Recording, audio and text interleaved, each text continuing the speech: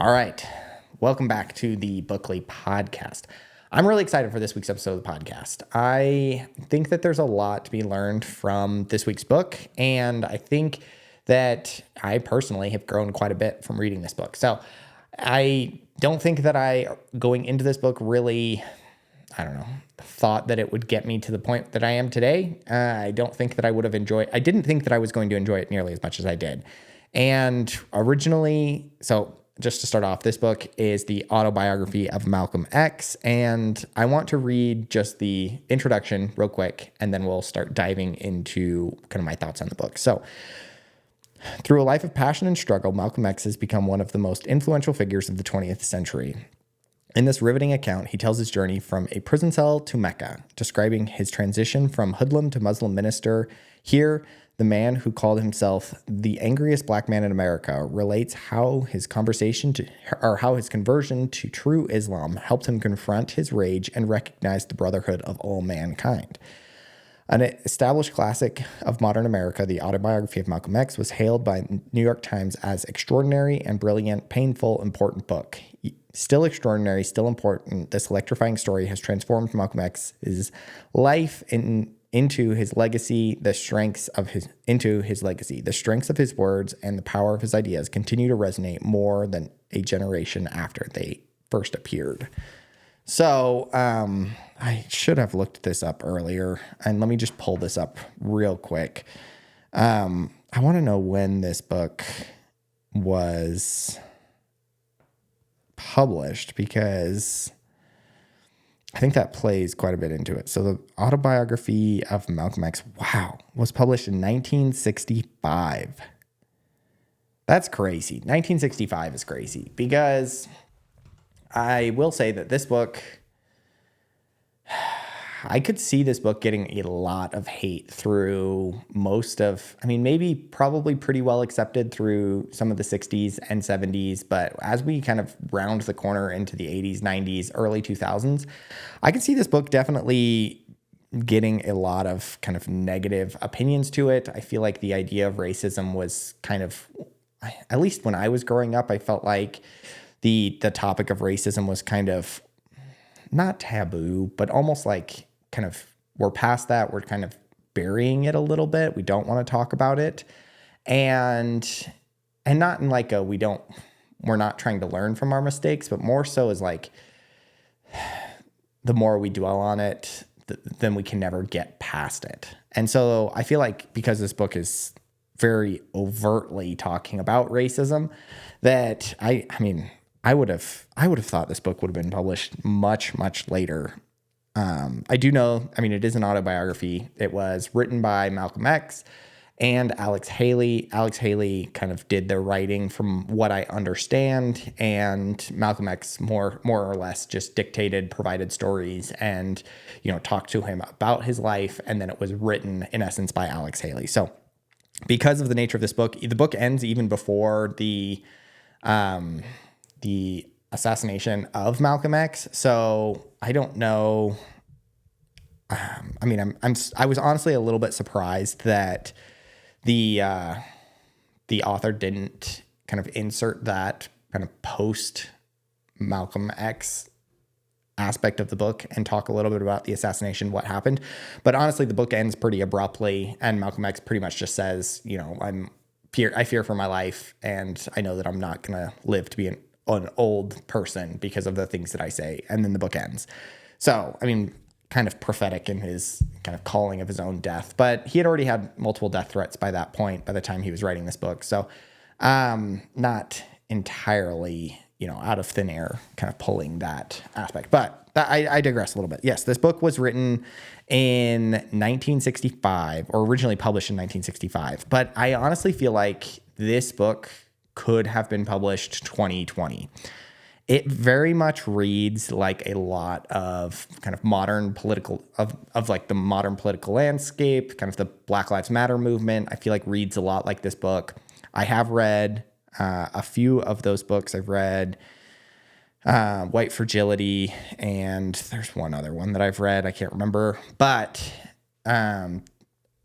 and I would say that that white fragility definitely pulls aspects of kind of early kind of Black Muslim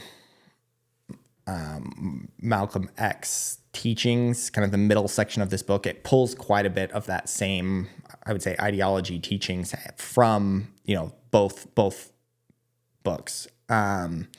Which is to say that I reading this book, I felt like it was not dated at all. Like, it did not feel, I don't know, it felt very poignant for 2020, 2022, 2024, which it is right now.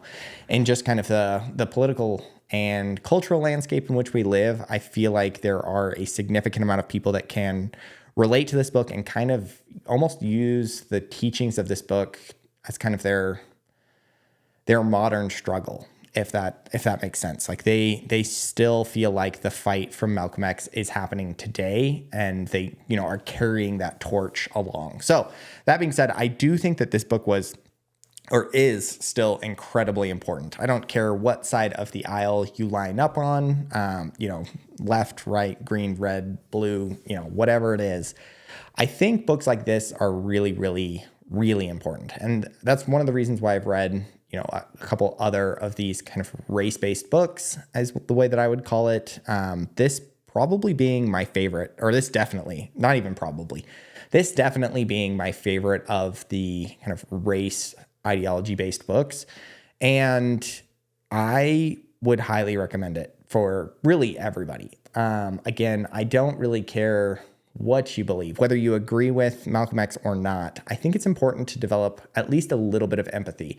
And I think that's what I mostly got out of this book. I was talking to my wife about reading this book. She was very interested to know what I thought about this book while reading it, because she thought that I just would not like this book at all. And I've come to find that through my journey of reading, that I actually do really enjoy autobiographies. I like reading about other people. I like kind of the story based the story aspect of an autobiography. It almost sounds like somebody's just kind of sitting around a campfire and just reminiscing about their life. And I love that, honestly. That I could sit around a campfire and listen to people tell stories all night. I've always been somebody that's kind of drawn in by storytelling. And so all the autobiographies, I think this is my third that I've read, I've kind of felt that way. It feels like you're kind of sitting there and somebody's, just reminiscing about their life. And so I honestly really enjoy it. I've enjoyed every single autobiography that I've read, so maybe take that with a grain of salt. If you're somebody who doesn't like autobiographies, then, maybe this is not for you. But for me, I do really, really enjoy them so far. And this one was, equally enjoyable. Although I did not agree with a lot of kind of the doctrine and the teachings that were espoused, especially through the first 3/4 of this book. So there's definitely a pivotal turning point from Malcolm X when he goes to Mecca. And so I kind of want to break this book up into this book review up into two sections. There's kind of like pre-Mecca Malcolm X, and then there's kind of post-Mecca Malcolm X. And so I do want to kind of break those up, and those are two big distinctions, because going into this book, I knew almost nothing about Malcolm X. I'll be completely honest. I picked this book mostly because I was like, honestly, I could probably tell you two things about Malcolm X, and that's it. I knew that he had something to do with kind of the Black Muslim movement. I knew that he was friends at one point with Muhammad Ali, and that he got assassinated. That was literally all that I knew. To be completely honest, and I feel a little bit embarrassed saying this, I thought he had a lot more to do with the Black Panthers than he actually did, which I know is just awful saying that. It's just, again, another piece of history that I feel like my education system completely failed me on. Because, again, regardless of how you feel about an individual, I think it's important to study influential people throughout history. I don't agree with anything that Hitler espoused, but I do think it's important to study Hitler. I do think it's important to study Stalin. I do think, not that I'm equating Malcolm X to Hitler or Stalin. I'm just saying there are people that maybe you don't agree with that you can learn from, and that you can also empathize with. There are lots of people throughout history, lots of politicians throughout history that I don't agree with, but it's important to understand from their perspective, how they got to that point, why they were teaching what they were teaching, why they believed what they believed. And so I do think that this book is very important because of the impact that Malcolm X had on, an entire generation, an entire nation, an entire world at one point. I mean, the world really did at one point follow the movements and the teachings, and just the words of Malcolm X. So it's important to understand why that moved people. And so that's why I feel like this book was important. And I do think that there are a lot of people like going to the comments of Goodreads who just instantly are like 1-star review for this book because they're like, it's race baiting. Malcolm X was crazy. He was beat his wife. He was, arrested for, I don't know, all sorts of different things. He used to be a pimp, or I don't know if he was a pimp, or I don't know. And at one point, that part of the book was interesting. I don't know if he was the pimp or he just lived in a brothel and was friends with a bunch of, whores, or I can't remember what all it was. But yeah, I mean, he had a very colorful life. He was a drug dealer. He eventually got arrested for armed robbery, and he led gangs. He was not the most straight-laced individual. And so there were lots of people on Goodreads who just gave this book instantly a 1-star review and are just like, I don't like Malcolm X, and so I don't like this book. And I think that that's just so narrow-minded, because you can disagree with somebody and still try to understand where they're coming from. That, I think, is probably the most lost skill in America. If I had to, if there was one skill that you could give to all Americans, it would be that ability to build empathy. I think that would solve a lot of our problems, because you could look at other people around you. You could look at your neighbors, your cousins, people across political aisles, people across state lines, and you could start to peel back, I guess, the onion of their life, and you could try to understand how they got to that point. And maybe you could still disagree, but you could still see them as a human being, and you could start to see why they believe what they believe, even if you disagree. And then at that point, I think there's a lot less contention. I feel like personally, it would be amazing to have somebody like Malcolm X on a podcast where you could discuss these ideas, even though at kind of the height of his Black Muslim, I don't know what to call it. I think at one point he called it a crusade, so I want to call it a crusade. I don't know if that's derogatory or not, but throughout the height of his Black Muslim preachings, I mean, he hated white people, and he hated everything about that. I mean, white devils, he hated the white race. I mean, that was a significant part of his identity and his teachings. I still think that it's important to sit down with individuals like that and understand, how does somebody get to that point, and can you empathize with the circumstances that got him there? And then maybe you can leave disagreeing, but leave civilly. And I think that that's, again, a very, very important skill. And another reason why I think books like this are so important, because reading White Fragility, I left that book just mad.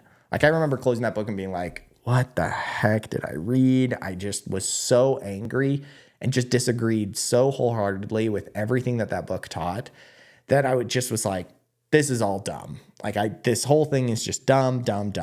Whereas with this book, I finished it and I don't agree with a lot of this book.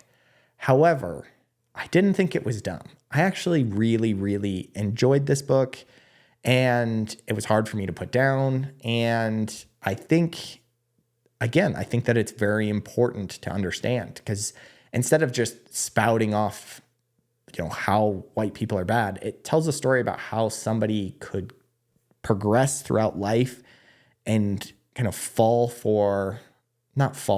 and develop those ideologies. And so I think that's important, understanding the path toward those ideologies instead of just the ideology. And I think that's how you develop empathy. So again, I really, really enjoyed this book.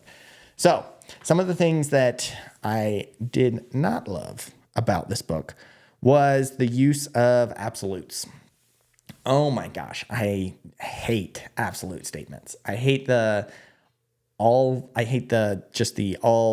encompassing group ideology of things. I am very much an individualist.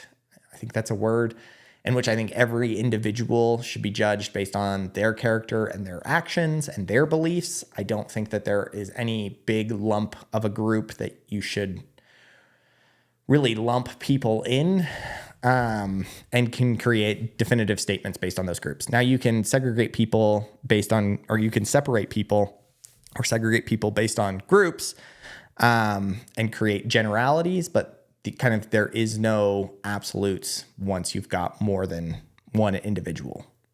Absolutes only exist in the individual.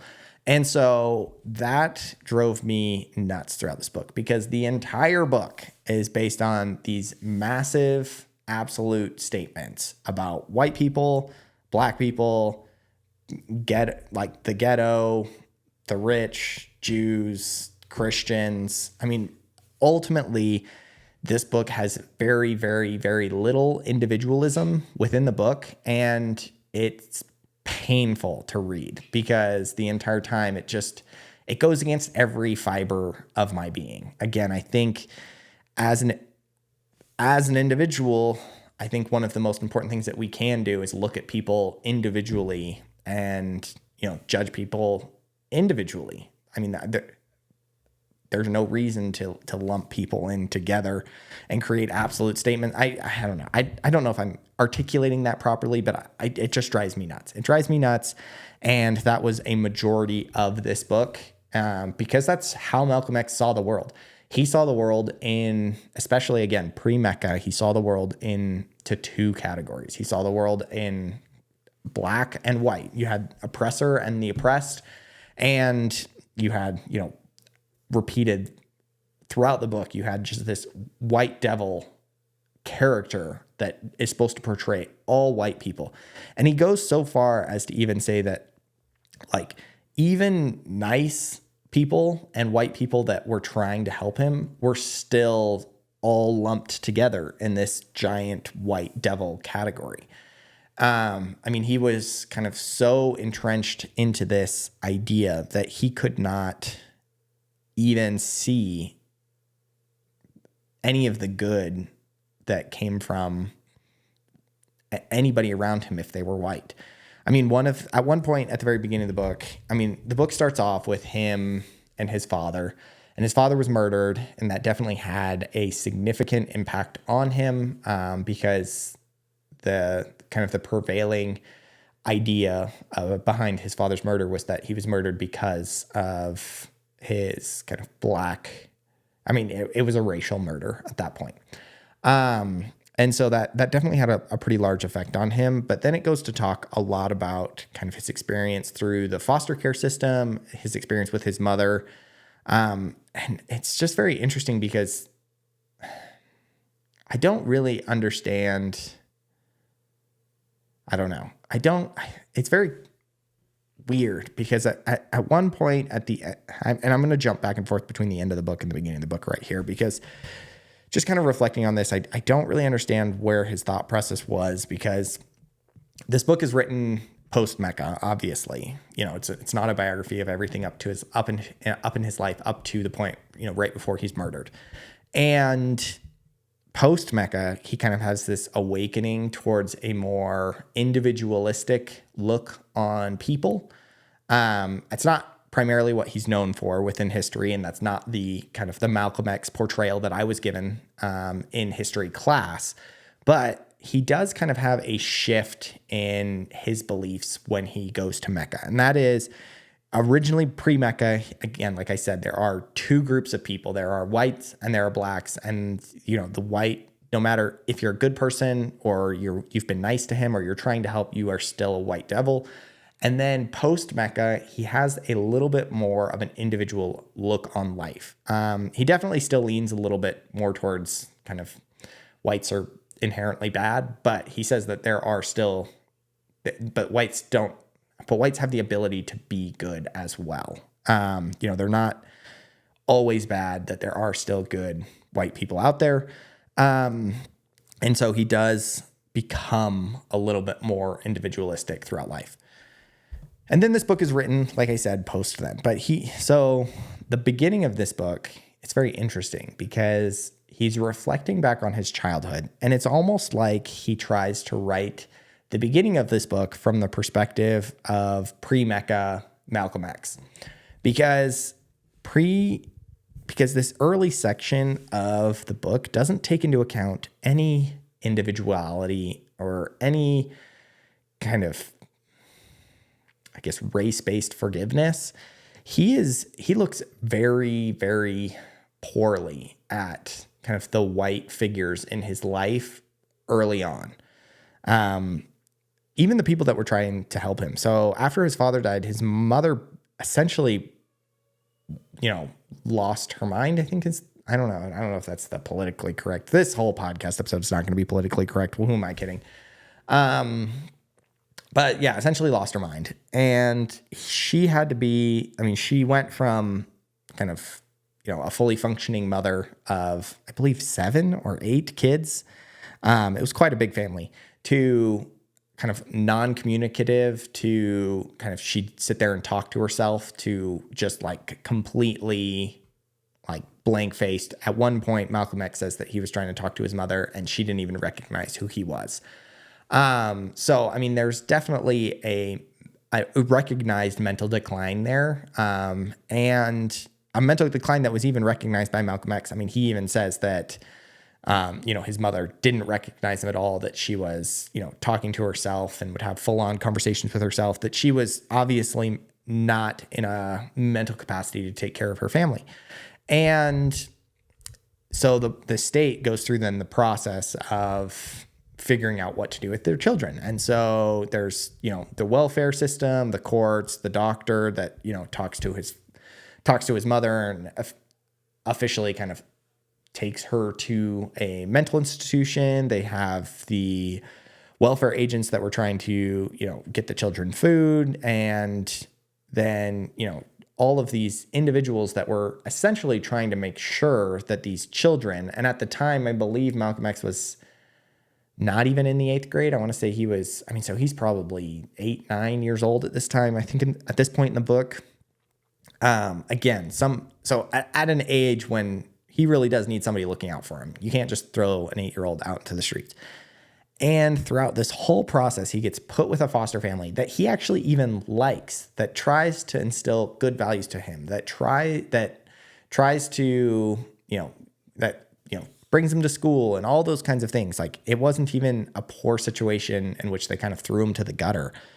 And throughout that whole experience, he talks terribly about everybody trying to help him. He talks about this, these white judges and these white welfare workers that were just looking down on his family and giving them food, trying to keep him poor. And, he talks about the courts ripping apart his family. And he talks about, these, at one point he equates the whole thing to slavery, like a modern form of slavery. He says that the white man, a judge, had given control over what happens to these black kids in the form of a state foster care system was just another form of slavery. And I was just, that's the kind of stuff that made me really angry. But again, like, this was the kind of the world that he grew up in. He grew up in a world in which it was rare for kind of a white individual, I guess, to be good to him. He had his father who was murdered. And there were some complications with the life insurance because, it was a pretty clear murder, and the life insurance company was claiming that it was suicide. And that, they basically told him that they were going to take him to court and drain all of the money that they had, and that they would just win the court case because they were black. And so, obviously there were some real racial prejudices and real racial kind of experiences early on in his life that got him to that point. However, it got him to the point where he couldn't separate the life insurance company that race-based murder, maybe the people on the street and the individuals throughout his life that maybe were trying to hurt him, from those individuals in his life that weren't trying to hurt him, that were trying to, help this Black family, through welfare checks, through the foster care system, through placing him and his siblings with appropriate foster parents, through, making sure that they had a legal guardian that was, able to take care of them. I mean, his mother was in mental decline, and, if they really didn't care about him or his family, the easiest thing to do would have been just to forget that they existed and, let the family have zero support. But rather, the system that was designed for this, and that would do the same thing to any other, white family that would, without parents, would place them into foster care, try to help them out, give them welfare checks. He equated that to slavery just because the judge was white and he was Black. And so that's where I feel like this individualistic look just, again, this was supposed to be written, or this was written post Mecca. And I don't know if he was just trying to portray his sentiments at an early age, but he definitely did not have a very individualistic look even early on in his life. And that's the other thing. This book constantly cries, and I that's probably not the right word, cries racism in instances where I don't feel like racism was the leading cause. Again, the system would have done the same to a white family whose father was dead and whose mother was, in mental decline. They would have, taken the kids, placed them in foster care systems, tried to make sure that they were taken care of. So to claim that the system is a form of modern slavery, when regardless of race, that's how the system operates, again, these were the kinds of things that make me mad, because these are the kinds of things that other people will read and then start to believe. So, there's all sorts of talks about how modern systems can equate to slavery. I mean, the one that comes to my head right off the bat is the Colin Kaepernick story. You had Colin Kaepernick essentially saying that the NFL Combine was a modern form of slavery. And it's the same exact argument here that Malcolm X makes as a child getting put through the foster system, in which, he equates something that's, kind of a levelized system regardless of race that is intended to help people. And because of the color of people's skin, instantly cries for slavery.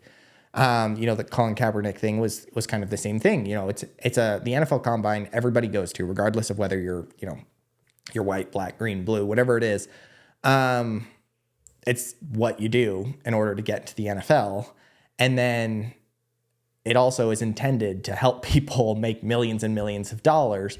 But because of the optics of NFL owners primarily being white, that these athletes, I think the percentage is like 60 or 70% of athletes being Black, Colin Kaepernick equated it essentially, or not essentially, he did equate the NFL Combine to a modern form of slavery, when in actuality they have absolutely nothing to do in common. But again, it's when people do this repeatedly, it makes light of, in my opinion, slavery, because it takes something that is completely harmless, and then individuals like me and individuals out there all of a sudden just start thinking like, well, if we can call anything slavery, then slavery is nothing.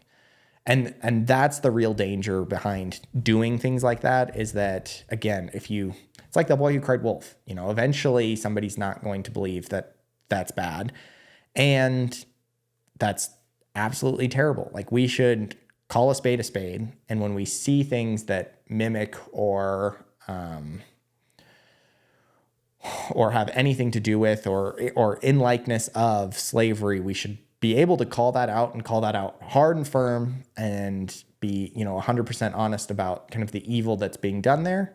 But things like calling his experience through the foster care system, or the NFL Combine slavery, again, it takes away from those actual experiences that mimic and replicate slavery. So that's a lot of what drove me nuts early on in this book. Because it happens repeatedly. He talks about a lot of different aspects of his education system in which there were, quote unquote, slavery-like aspects of his education system. And there were definitely some not so great things that happened throughout his education system. I don't want to say, that he had it lightly and he's just, he's making it all up, because there were some things that definitely played into kind of his progression throughout life. I mean, one of those things is his experience with his teacher, in which, he talks about how he had the aspiration to become a lawyer, and his teacher told him that that wasn't a realistic goal for, I'm not going to say the word, but wasn't a realistic goal for a derogatory term for an African American. And he said that instead of that, he should look at trying to become a carpenter. And again, I don't think that there's anything wrong with becoming a carpenter.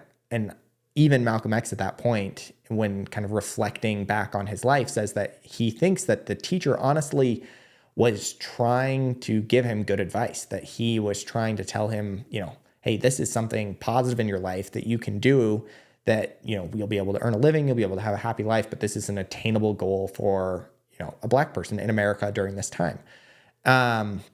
Again, that's terrible. Again, that is the opposite of individualistic, on the opposite end of the spectrum.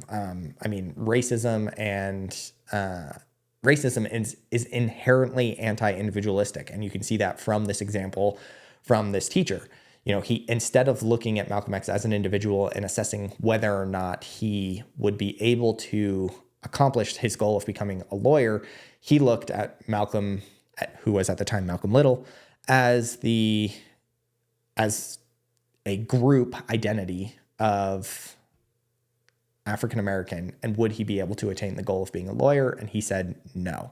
So again, there are definite shortcomings of white people in his life early on that led him down this path of becoming Malcolm X and joining the Black Muslims in America and promoting this anti-white gospel. So one of the biggest criticisms that I saw about Malcolm X when, looking on Goodreads or looking on anywhere, was kind of this middle section part of his life, post 8th grade, because that's when he dropped out of education. After that teacher told him that he couldn't become a lawyer, he essentially said, well, then I don't want to, what's the point of going to school anymore? I'm just gonna, he moved in with his sister, or his half sister, in Chicago, and essentially, or in New York, I can't remember. I think it was Chicago or New York. And essentially, I believe it's Chicago.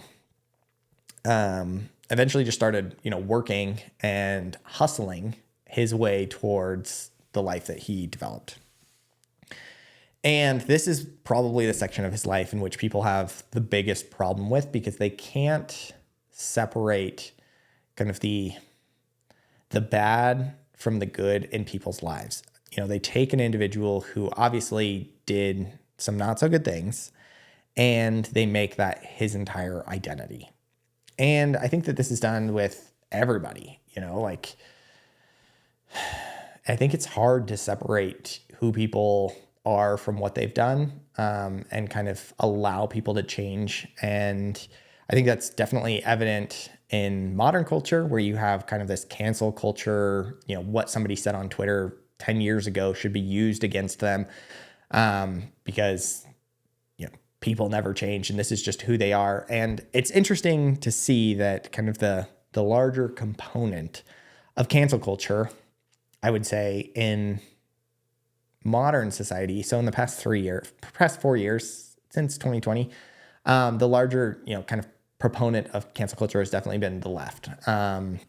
The political left-leaning progressives who want to try to censor kind of this hate speech, this, it's kind of like this anti-racism, I guess it's the anti-racism, the LGBTQ movement that tries to censor all of that. And at the same time are very, much in favor and promote individuals such as, Malcolm X, who have a very shady past. And then on the flip side, you've got kind of the right side of things who are all about, people can change, people can, you got to look past some of their shortcomings. You can't censor people based on all of their actions. You have to look at what they're saying currently and all those kinds of things. And then at the flip side, those people on the right now are the same people who are like, well, Malcolm X was a drug dealing pimp, so we shouldn't listen to anything that he says. And it's just so interesting. Again, people use that kind of that censorship and that kind of that unforgiving nature to bend to their will always. And I think that's just human nature. You always try to look for an excuse to discredit someone. But if you're trying to look at things kind of objectively and look at things kind of with an open mind, I think it's always good to just break people up based on, different parts in their lives, because people change. I know that I'm definitely not the same person that I was 5 years ago, who's not the same person that I was when I was in high school, not the same person. And I'm sure that I won't be the same person in 10 years from now. And that's a good thing. Like, you're supposed to grow and you're supposed to develop. That's why I've started reading books. It's because, I'm trying to grow and develop as a person, and it's going to have an effect on my life. But this section of his life was crazy. Needless to say, he was a very bitter, kind of dark, very angry individual who just thought the world was out to get him. Nothing was ever his fault. And so because of that, he just starts doing crimes. And he's, not a very good person in this portion of his life. He's very misogynistic. At one point in the book, he's talking about prostitution because he was, again, I can't remember if he was a pimp or he just helped a pimp. I know that his friend was definitely a pimp. And I think he talks about how he never could be a pimp because he wasn't very good at spotting loose women or something. I can't remember.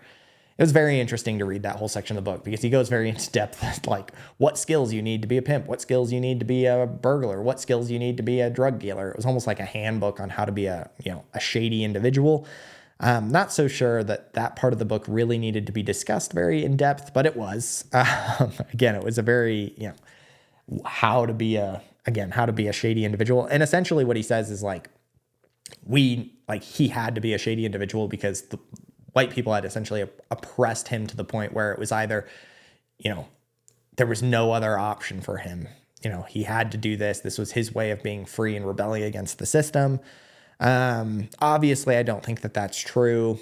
You had lots of other people in this era that were able to rise above that, and go to school, get an education, be productive members of society. And throughout this entire book, he actually looks down on those individuals. He looks down on individuals who are productive, who have kind of gone through the system, because he views the system as a system that was created by white people to oppress black people. So if individuals are trying to make it in the system, then they're, completely brainwashed, and he makes fun of them in this whole part of the book. And instead kind of glorifies his lifestyle of, drugs and, prostitutes, robbery, just all sorts of crimes in this whole part. And he's very misogynistic in this part. So at one point he's talking about how,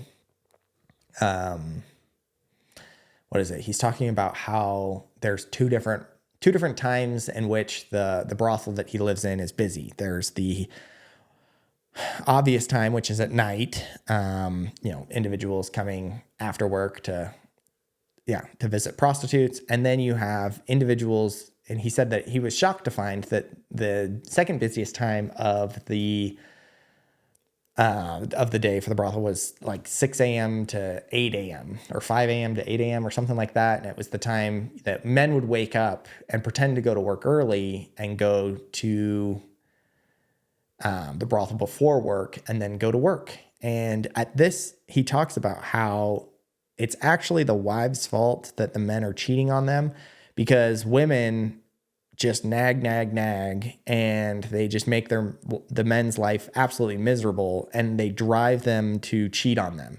And that in actuality, a good wife and a good woman would, take care of a man to the point where he wouldn't need to cheat on her. And again, he just never took any responsibility for his actions. Again, that was one of the biggest takeaways that I got, is up until post Mecca, maybe even post prison, maybe even that he did take a little bit of responsibility for his actions. Yeah. Up until he became Malcolm X. So the entire time of his life, up until he went to prison, from Malcolm Little, the entire life of essentially Malcolm Little before he became Malcolm X, there is zero responsibilities taken for his actions. He is where he is because of white people. He's doing what he's doing, even though he knows it's bad, because of white people. Or men are driven to do bad things because of women. And there's no responsibility ever taken for his actions. And again, I think that is one characteristic of this kind of anti-racism movement that moves people away from that individualistic view of people and moves people more into like this group mentality, that if you bundle everybody up into groups, then no matter what you do as an individual, you're still part of this group. And so you don't take responsibility for the actions because it's the group's fault. And so you live your entire life without any sort of responsibility, and you always see yourself as either, a victim or an oppressor at that point, because you personally as an individual don't have any responsibility over the outcome of what's going on. So that is very, very evident early on in this book. And it drives him to be just a terrible individual. Like, without any responsibility, people become terrible individuals, and people can justify anything.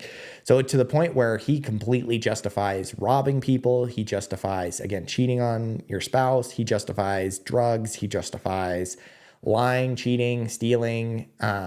He justifies everything in his life because of this group mentality. Again, just one of the dangers of kind of this group think. So I think that, reading books like this, even if you don't agree with the character or the person telling the story, like, I don't agree with this idea that we're all either white devils or, oppressed Black people. I think that, again, that we can look at each other as individuals. However, it's important that I understand where he's coming from, because he, as an individual, is able to justify all of these bad things because of his views. And so that gives me the ability to look at other people who maybe, aren't contributing productive members of society, and understand why they feel like they can't become productive members of society. Maybe they suffer from that same kind of non-individualistic look about life, and they just feel like no matter what they do, that it's not going to make a difference to them. And so, instead of teaching them, instead of trying to communicate with somebody about, about something that doesn't have any bearing on their life, instead, maybe it's more important to talk to them about kind of the merits and the importance of being an individual, and the kind of the freedom that comes from, developing an individualistic look on life and being able to take control of your own destiny and your own choices, and looking at life as kind of the ability to do that, I think is very empowering. And you can see that once Malcolm X kind of gained that knowledge, he started, he became a completely different person. And so I think that was, very interesting. So eventually Malcolm Little gets arrested. He goes to prison. He has a very interesting prison sentence in which he's actually sent to a little bit of a nicer prison because his half-sister or sister, I can't remember, gets him into kind of the nicer side of prison, in which he discovers is Islam, I think. Yeah. And he becomes a Muslim. Now, this was one thing that's very confusing for me. And I don't know if this has been confusing for you, but essentially this whole idea that Muhammad Ali and who was formerly Cassius Clay, and Malcolm X, formerly Malcolm Little, and he has a couple other names that he goes by, that they joined Islam and became Muslim, always confused me because I never really saw them as like, again, Quran reading, face cover, like women wearing face coverings, kind of like that side of Islam side of things. And it's because for the majority of, pre-Mecca days, that was a completely different Islam. Like, it was a completely different religion. The religion of the kind of Black Muslim movement, the Black Muslim religion, was not the same Muslim religion as kind of the rest of the world. I mean, there were aspects that they borrowed and there were things that they took from it, but in essence, it was completely different. So I always was very confused about that. So if you've ever been confused as to like what kind of Muslim he was not the same Muslim as, the Middle East or Africa or Indonesia. He was not like a traditional, Sunni Shia Muslim. It's a completely different kind of branch of the Muslim faith. And in this Muslim faith, they actually believe that there are more modern messengers. So that's one of the tenets of, or not tenets, that's one of the teachings of the Muslim faith, is that Muhammad was the great last messenger for Allah. Whereas in this kind of Black Muslim faith, they believed in kind of these more modern messengers from Allah, and they still worship Allah. They still, kind of have they have some things that they pull from the kind of the Muslim religion. I don't think that they were as well, and he even admits that they weren't as well versed in the Quran, and they didn't pray, the same way that they did. He talks about kind of when he makes the journey to Mecca that he struggles with prayer early on because he's not used to praying regularly like that. And so there were definitely some of the more core tenets of the Muslim religion that they just completely threw out, and they just kind of adopted and handpicked and chose some of their own kind of religious parts and then called themselves Muslims, even though, they didn't really quite believe the same thing. Another, really big piece of this Black Muslim movement was this idea that kind of the white people were in actuality evil. Like, it wasn't even just that they thought, white people were mean, or that, that they had done evil through history and that they needed to be punished, or, that they needed to, it was in essence that like actually white people were evil, and that the original race of individuals was kind of like a Black Muslim, origin, the original like Black Hebrew side of things.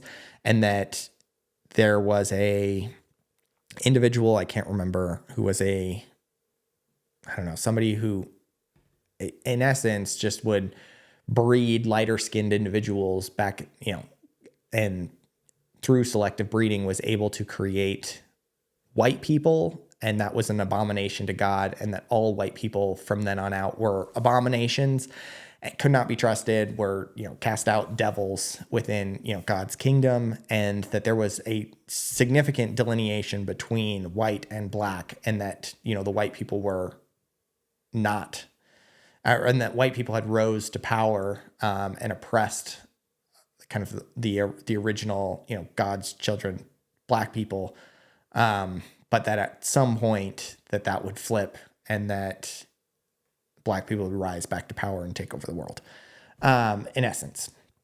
And so it's not kind of your traditional Islamic story and Islamic faith.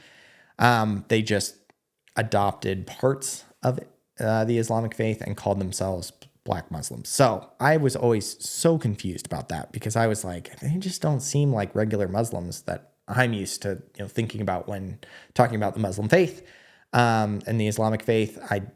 They are similar but very different. That's the way that I would put that. So throughout this period, though, that is essentially what Malcolm X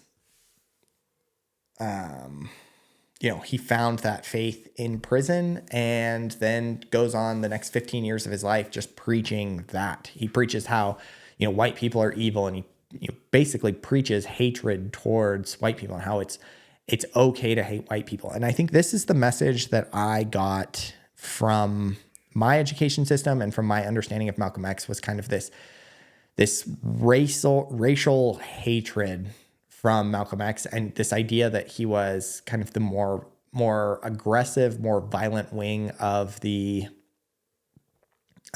civil rights movement.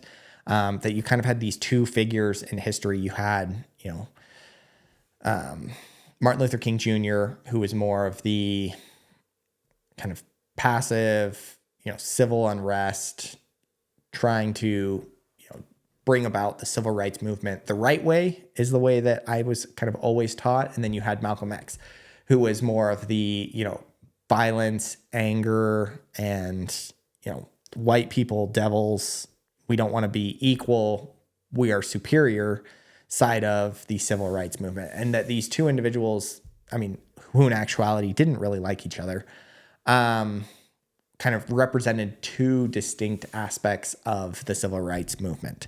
And that was true up until a point. However, I think it's important to understand kind of that transition from Malcolm X when he goes to Mecca, because if we're going to be open-minded, that the fact that people can change throughout history, then we need to recognize also when people change their opinions about their religious beliefs and about their, what they've espoused, even if, they've spent 15 years talking about how all white people are devils. It's important to recognize when people make changes towards a positive direction. And this is what happened to him when he went to Mecca. So at one point, he is kicked out essentially of the, he becomes a very significant figure within the kind of the Black Muslim community. He is essentially the right-hand man of their, modern prophet, Muhammad. I think his name is Muhammad.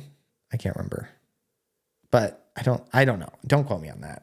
I'm terrible with names. Anybody who's watched the podcast knows that I'm terrible with names, but essentially he becomes his right-hand man. He becomes kind of the face of the movement. He is establishing new congregations throughout the United States. And at one point, though, there's kind of a split, and he almost becomes, I guess, too influential, and people kind of start following him instead of the original leader of the movement. And so because of that, he is kicked out of the Black Muslim community, and he's sentenced to like 90 days of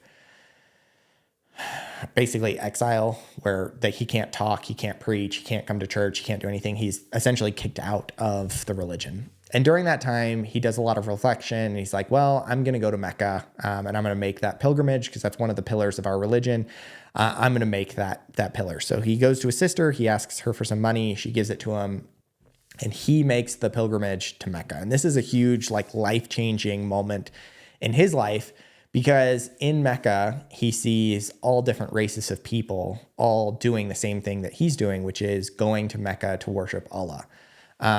He sees white people, he sees white Muslims, he sees African Muslims, he sees he sees, Asian Muslims, he sees European Muslims, and he starts to see that it's not so much the color of your skin, but it's the way that you live your life. And he has this kind of moment in which he realizes that this white person bad doctrine was not a core belief of the Islamic faith, but rather something that had branched off from these new modern prophets of the Black Islamic faith. And so he decides that he is going to follow a more traditional Islamic faith in which, anybody can come to Allah.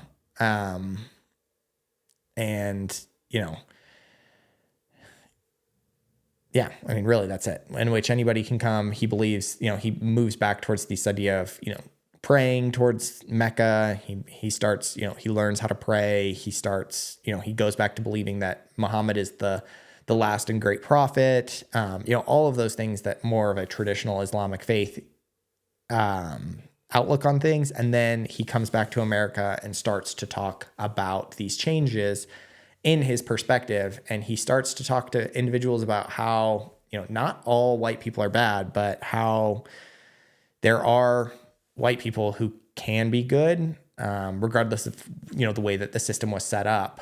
But that you need to look at people individually. The system makes it harder because the system is set up to oppress, Black people, and the system is still set up to promote racism, but that doesn't inherently mean that all white people are racist, which I think is a great change of message. Again, I think that's an important change and distinction in his life because, that's definitely not the message of like white fragility, for instance. White fragility definitely has a pre-Mecca Malcolm X look on society. It's very much an us versus them. It's not, you don't play into the individual. It's all set up based on, systems of oppression that, very much groupthink. Whereas kind of this evolving more, I don't know. I don't think the word is, enlightened, but, this increasing, this Malcolm X, this character he's not even a character, this individual who is, continuing to evolve as a human being and continuing to learn and grow. His progression is from kind of this more group-based ideology into a more individualistic look at everybody.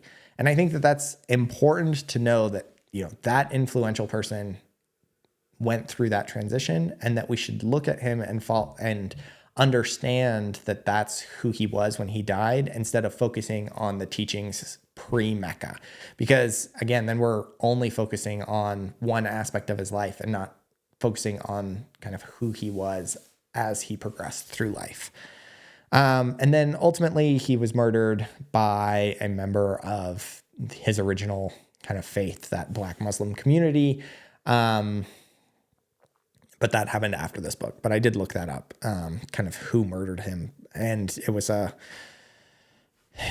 order from the church because he was essentially going against their teachings and had, was drawing people away from their doctrine into kind of this kind of more nuanced look at individuals in this more traditional Islamic faith. And because of that, he was starting to draw bigger crowds and draw people away from the church. And so the church, his old church, essentially just had him murdered.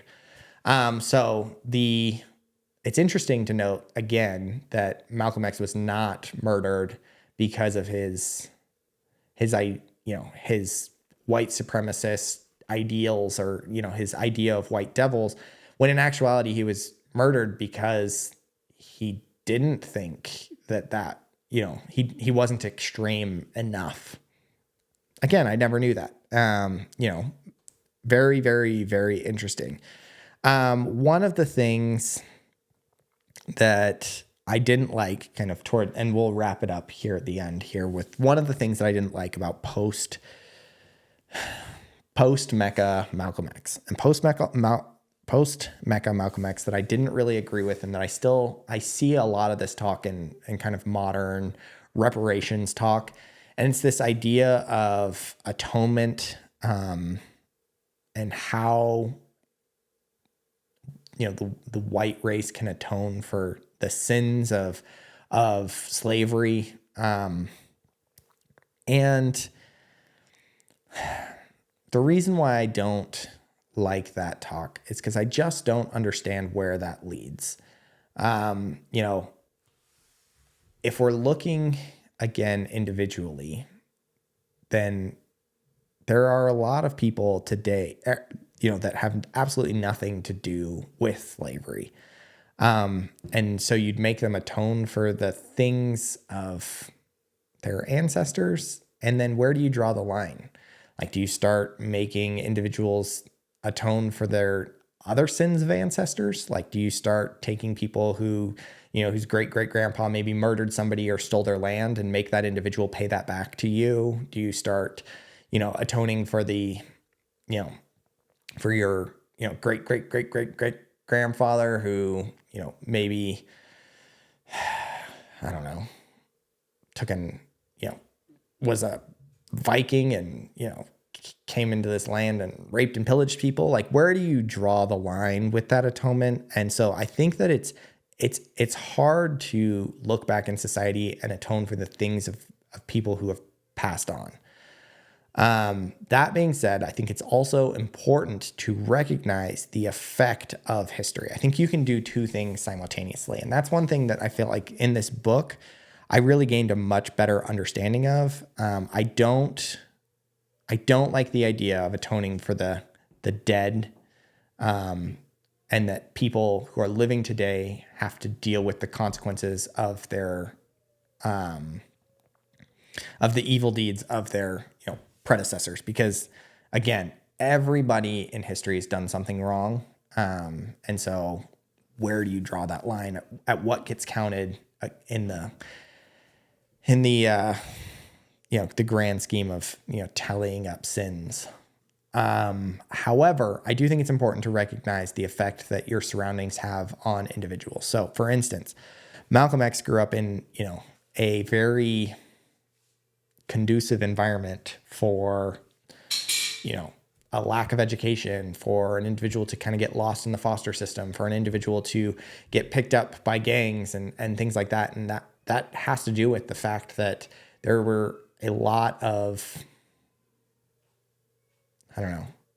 systems set in place that were left over from kind of the racist views of individuals. And I think that still exists today. There are still parts of cities and parts of towns and individuals who are negatively affected from the leftover remnants of, segregation, redlining, and all of those kinds of things. And if we don't address them, then you have individuals who are going to have negative outlooks on race because of the experiences that they have. And so I think it's important to take a look at kind of the consequences of our actions and try to rectify those consequences. But I also think it's important to not put the sin of those actions on kind of the rest of the people. I don't know. I think I don't know. I don't know what I'm trying to say. I know that it's hard. And that's one thing that I will say is that I just feel bad for people, and I feel like I have a little bit more empathy for the argument, a little bit more empathy for the situation because of reading this book. And ultimately, I think that that's important because as we develop empathy and as we try to understand where the other side is coming from, you try to understand the pitfalls and the hardships of people around you, then that's when we can come together and come up with a solution. But having one side who feels so far extreme one way, and then having, another side that feels so far extreme the other way, means that, we'll never come up with a positive solution that's going to have a positive impact on everybody. Because ultimately lifting people up and out of the consequences of slavery and up and out of, the consequences of segregation and everything else that happened is going to have a positive effect on us as a nation. So we want to do that. We want to lift people up out of those negative consequences, but at the same time, we don't want to do that in a way that, pulls people back down. So again, it's this idea of empathy, of coming together to figure out how we can best do that. And I think that's done by reading books, talking to people, really understanding the situation. That can't be done by yelling and arguing and throwing ideologies at each other, because again, ideologies are easy to disagree with if there's not a human being and a story behind them, in my opinion, which is why I liked this book so much, because it's an ideology wrapped around a human being. And so because of that, I can relate and I can empathize and I can feel better, and I can start to think about these things. So overall, I'd like to give this book I'd say on engaging, I'd give it a 4 out of 5. Importance, a 5 out of 5. And I'm going to add a category to this one, and it's going to be frustrating. And frustrating in that, I don't agree with a lot of the topics that are talked about, especially, again, pre-Mecca, Malcolm X, I would give this, I would say that this book is pretty frustrating in that regard. Like, I don't agree with a whole lot of it. I'm not going to rate that on a scale of 1 to 5, but I don't want to say that I didn't like this book just because I don't agree with it. I think it's okay to like books that you don't agree with. It was very well told. It was, easy to follow. The story moved at a very good pace. I think it's important to read these kinds of stories to better understand people that you don't agree with. However, I just don't agree with it. But overall, I'd give it a 4 for engaging and a 5 for importance. So that is my review of this book. I hope that made sense. I've had a lot of thoughts just running through my head the last couple days, and it's hard to articulate all of those when just kind of monologuing like this, but I do think it's important, and it helps me better comb through my thoughts. So I really do enjoy the podcast for that reason. It really helps me to kind of reflect on the books that I'm reading and really internalize them so that they're more meaningful, in my opinion, than the books that I haven't done this with. So really, really enjoy this book. Definitely would recommend it. And I think that's it. I think that's all that I've got for the Autobiography of Malcolm X. Next week's book is Pride and Prejudice, and I'm going to do that one with Leanne, and it is her favorite book. So interested to see what I think about that. I do have a hard time with kind of that time period English kind of stuff. Not a huge fan of like Downton Abbey or any of those kinds of things. I know people are obsessed with those, Downton Abbey, Bridgerton, all those, Pride and Prejudice, whatever. I just don't like it. And so I don't know if I'm going to like Pride and Prejudice. Olivia thinks that I'm not going to like it already. She's like, you're not going to like Pride and Prejudice. She told me that yesterday, but interested to see what I think. So I'm going to start that one tonight, and we'll see. It is Leanne's favorite book, so I can't be too critical of it. We'll see. We'll see what she has to say. But yeah, if you're interested in reading along with the podcast, that's our next book. The book after that is going to be, I believe, Mistborn. I think the book after that was supposed to be the next book in the Jack Carr series. However, that book got delayed. So I'll put an announcement on the Instagram sometime this week, but we're going to be shifting around the book schedule. We're still going to be reading all the same books, but I'm going to move books around because of the delay in that book. So I just read East of Eden, so maybe we'll switch East of Eden and that one just straight across so that we're not moving the book schedule around too much. So, but I'll keep you updated on the Instagram. So make sure to follow us on Instagram. And if you like this episode of the podcast, make sure to leave a comment. Let me know what you thought of this book or what you may have learned about Malcolm X, or if you knew anything about Malcolm X, just go ahead and let me know. Otherwise, make sure that you subscribe to this channel, like this video. And if you are listening on Apple or Spotify or anywhere else that podcasts are listened to, make sure that you leave us a 5-star review, and we'll see you next week with Pride and Prejudice. Thanks for listening.